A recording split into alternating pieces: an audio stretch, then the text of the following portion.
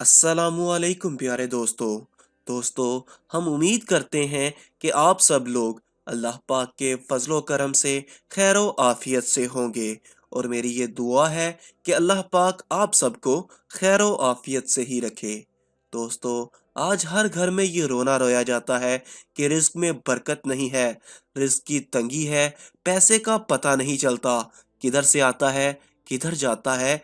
अगर आपको भी यही शिकायत है तो आज की वीडियो आपके लिए है। इस वीडियो को स्किप किए बगैर मुकम्मल सुने, ताकि आज की इस वीडियो का मकसद आप सब अहबाब को समझ में आ सके। क्योंकि आज हम एक ऐसे अमल के बारे में बताने जा रहे हैं जो कि हमारी बहनों के करने का है।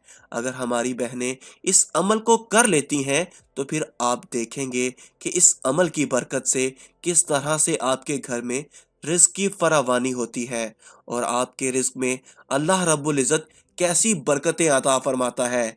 हमारी बहनों ने खाना बनाते वक्त कौन कौन से अमाल करने हैं, इस हवाले से मुकम्मल तफसील आगे बताई जा रही है। प्यारे दोस्तों और मेरी प्यारी बहनों, अगर हम अपने घरों में नज़र दौड़ाएं तो हमारी ख़वातीन जो भी काम करती हैं उनकी कोशिश यही होती है कि हर काम टीवी के सामने किया जाए।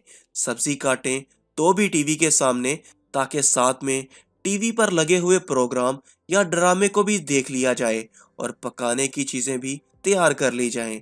और बाज़ लोगों के किचन ही इसी रुख पर होते हैं कि टीवी चूल्हे के सामने होता है। दोस्तों, खुद ही सोच लें कि जिस खाने पर अल्लाह का नाम लेने की बजाय नाच गाने के सामने तैयार किया जाएगा, उसमें क्या बरकत होगी। इसीलिए आज से ही इस अमल को तर्क करने की कोशिश करें। और आज हम अपनी बहनों को ये भी बताते हैं कि आपने खाना तैयार करते वक्त क्या कलमात पढ़ने हैं, ताकि आप पर रिज़्क की फरावानी हो।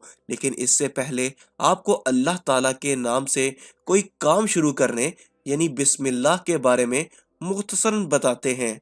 दोस्तों, मुफस्सिर कुरान हाफिज इब्ने कसीर अपनी तफसीर इब्ने उबी हातिम के हवाले से लिखते हैं कि हज़रत उस्मान बिन अफ़्फ़ान रज़ी अल्लाह तआला अन्हु ने रसूलुल्लाह सल्लल्लाहु अलैहि वसल्लम से बिस्मिल्लाह की निस्बत से सवाल किया, तो आप सल्लल्लाहु अलैहि वसल्लम ने फरमाया कि ये अल्लाह ताला का नाम है।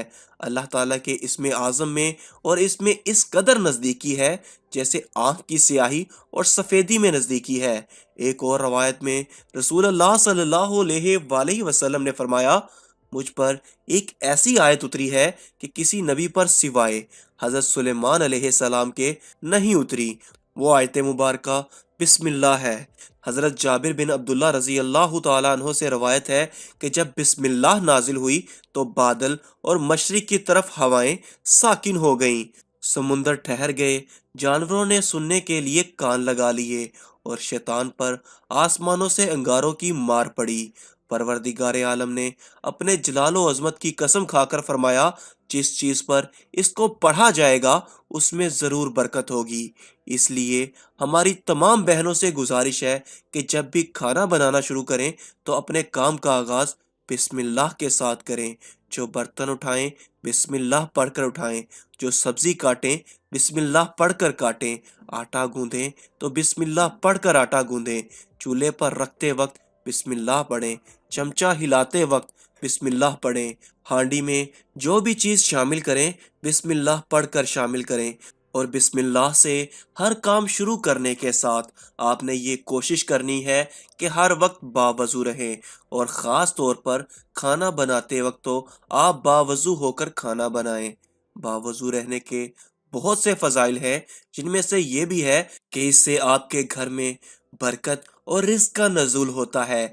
और इसी तरह से जब खाना तैयार कर लें, अल्लाह के नाम या रज़ाकू को 11 बार पढ़कर अपने खाने पर दम कर दें।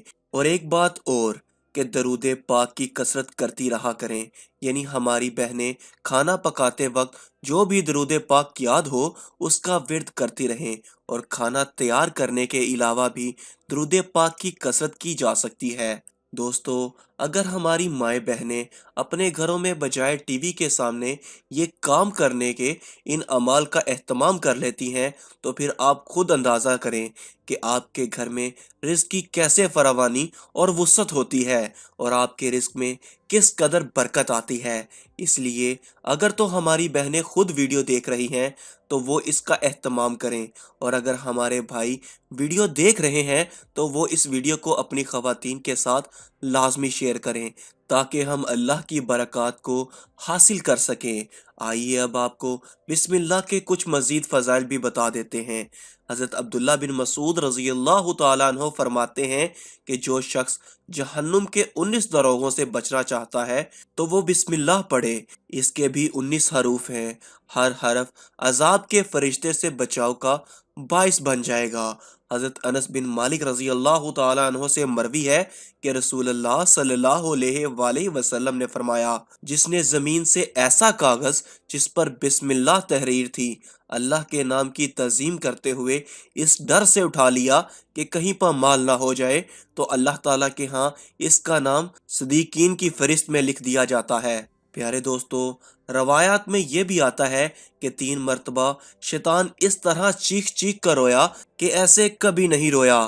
ایک مرتبہ اس وقت جب اسے مردود بنا کر عالم ملائکہ سے خارج کر دیا گیا، دوسرے سرور کائنات صلی اللہ علیہ وآلہ وسلم کی ولادت کے موقع پر، تیسرا اس وقت جب سورہ فاتحہ نازل کی گئی جس میں بسم اللہ موجود ہے۔